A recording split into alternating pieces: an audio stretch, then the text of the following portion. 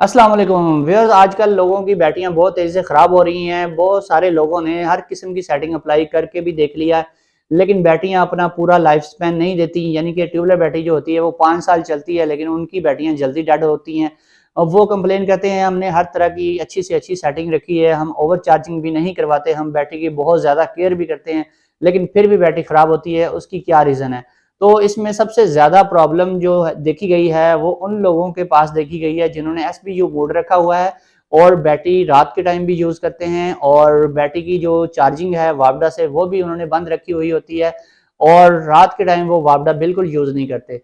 तो इस तरीके से जो काम करते हैं उनकी बैटरी जो 5 साल चलनी होती है वो 2.5 साल में ख़त्म हो जाती है। चाहे जितनी भी अच्छी बैटरी है वो अपने पूरे 5 साल पूरे कर ही नहीं पाती, और वो जल्दी डेड हो जाती है क्योंकि उनकी बैटरी रात के टाइम अंडर लोड रहती है, उसकी ग्रेविटी पूरी नहीं होती, उसके ऊपर एवरी टाइम लोड रहता है क्योंकि उनकी जो बैटरी है वो रात के टाइम भी बेतहाशा यूज़ हो रही होती है। दिन रात वो बैटरी जो है वो यूज़ में रहती है और उसके लाइफ स्पैन बहुत तेज़ी से पूरे हो जाते हैं और उसको चार्जिंग भी नहीं मिलती।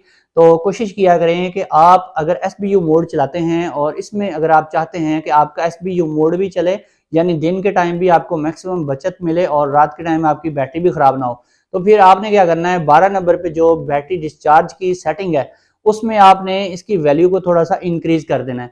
यानी कि अगर 3 किलोवाट का इन्वर्टर है, उसमें 23.0 की डिफ़ॉल्ट वैल्यू होती है, उसको आपने थोड़ा-सा इंक्रीज़ कर देना है, यानी कि 24 या 25.0 कर देना है। उससे होगा ये कि आपका इन्वर्टर मगरिब के बाद 1 आध घंटा बैटरी को यूज़ करने के बाद उसको फिर वापडा के ऊपर आपके सारे लोड को शिफ्ट कर देगा। जब आपका वापडा के ऊपर लोड शिफ्ट हो जाएगा, तो फिर वो वापडा से ही चलता रहेगा, और बैटरी भी आपकी वो आपकी मर्ज़ी है कि आप बैटरी की चार्जिंग वापडा से रखें या ना रखें।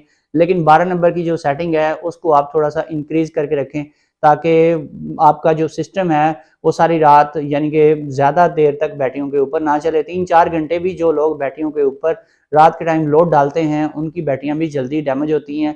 तो बैटरियों को डैमेज होने से अगर आप बचाना चाहते हैं, तो आपको चाहिए कि बैटरी डिस्चार्ज की जो सेटिंग है, उसको थोड़ा-सा ज़्यादा रखें। ज़्यादा रखेंगे तो बैटरी पे ज़्यादा लोड नहीं आएगा, आपका सिस्टम जल्दी वापडा पे शिफ्ट हो जाएगा और सारी रात वापडा यूज़ करें।